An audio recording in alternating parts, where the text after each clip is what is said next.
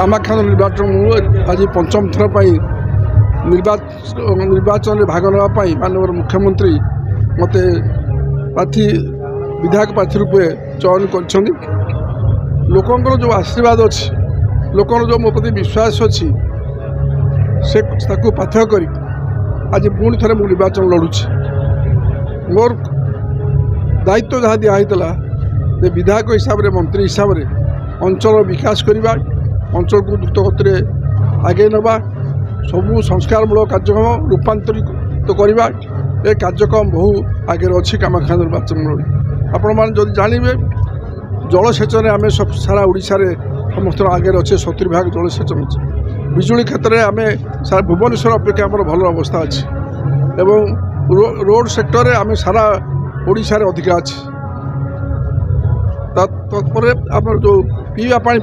आम आगु पानी देलु पुणी मेगा कार्यक्रम चली मेगा कार्यक्रम सारापर आम समस्त घर को शुद्ध पानी दे पारू तेणु जो विकास कथा जो साधारण भाव में बुझा जाए से कार्यक्रम रही संगे शिक्षा आप स्वास्थ्य सबु क्षेत्र में आमर परिवर्तन नुआ शिक्षार जो विकास हो 5T अंडर आमर सबू स्कूल कॉलेज सब 5T अंडर आज लोकंर जो विश्वास कतुट विश्वास मो प्रति अच्छी मुझे देखी गाँ गहली मानक आज लोकर विश्वास अच्छी जे निर्वाचित कम करी विकास करी सब समस्ते लोक जिते जो गाँ गले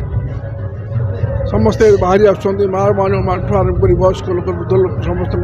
आशीर्वाद अच्छी आज आप देखी जो रैली होता से युवक केते महिला केते वयस्क लोक सीनियर लोक केते आग्रह सहित स्पॉन्टेनियसली स्वतःस्फूर्त आसी कर आज मोर विश्वास